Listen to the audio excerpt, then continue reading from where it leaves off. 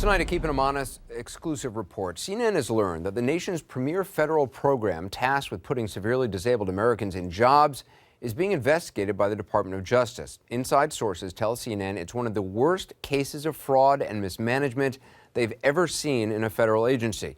According to our sources, more than $2 billion that's supposed to be used to provide jobs for disabled people is instead being funneled elsewhere.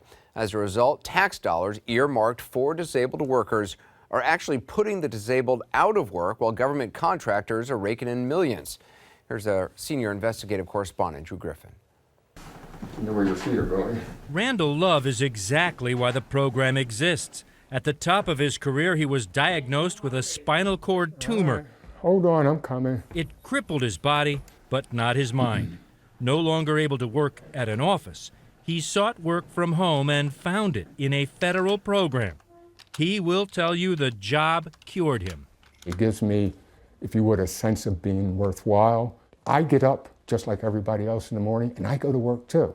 I'm not disabled. That's why I say it's the cure for me. His job in the IT industry comes through a federal program with strict rules. To get a federal contract, the government requires 75% of a company's work be performed by people who are severely disabled. According to the government, that means employees who are not capable of engaging in competitive employment.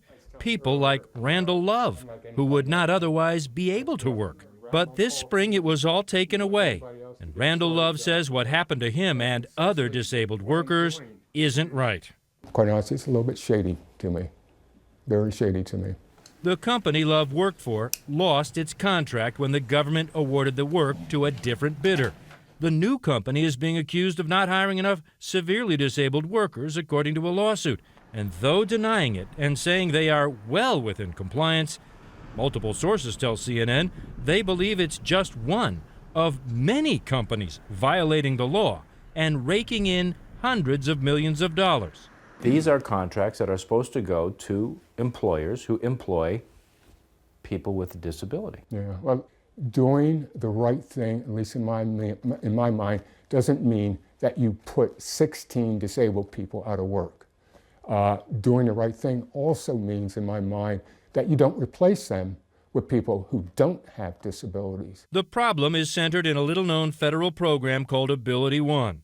Along with its outsourced management group, Source America, they manage and award about $2.3 billion in federal contracts every year. Multiple sources say these two organizations are being investigated for and accused of such wide-scale corruption. It's among the worst case of financial fraud they've ever seen in a federal program.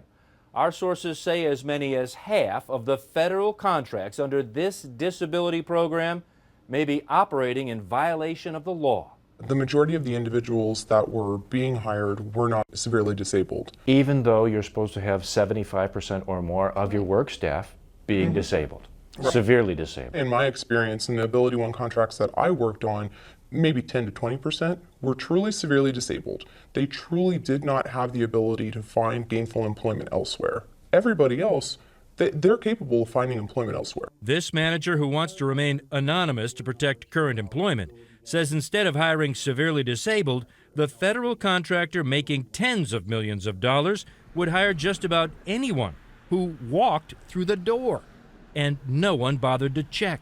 So you could say 100% of my employees are severely disabled. Correct. And none of them are. Right. And you'd still have this contract. Right, because there's nobody checking. CNN heard the same allegations from numerous sources all across the country. Source America says they conduct on-site visits, but according to their statement, Source America staff does not determine compliance. Only the U.S. Ability One Commission is authorized to do so. How does it happen? Ability One's commission is made up of presidential appointees, but it outsources the management of the program to the nonprofit agency Source America.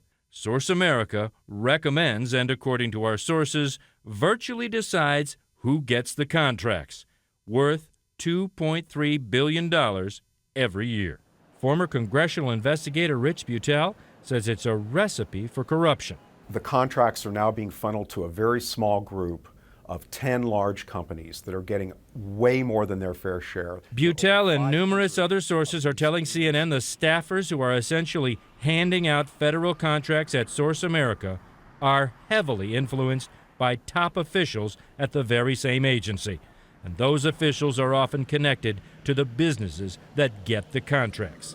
You have actual advisors and board members in these private organizations who are themselves business owners, and so they can award themselves potentially contracts worth hundreds of millions of dollars. A perfect setup for waste and abuse. No one from Source America would go on camera, but in a statement, the group flatly denies the allegations. No one involved in making award recommendations, the statement reads, is employed by an organization seeking those contracts. And Source America denies board members are even involved in the evaluation of contract bids. That's all left up to the AbilityOne Presidential Commission, whose executive director also declined an on-camera interview with CNN and even refused to respond to any specific questions, citing pending lawsuits. CNN has learned those lawsuits may be just the beginning. At least 4 separate inspectors general offices now have active investigations into the dealings of AbilityOne and Source America, and the Department of Justice has opened its own investigation.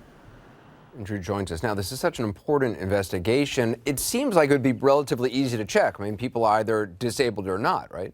That's right. If they checked, Anderson, which we're hearing they really don't do. What they do is they look at the paperwork, and as long as the paperwork is okay and on file, this presidential commission seems to believe everything is okay without having any proof whatsoever. And actual inspections, that doesn't take place? Very rare.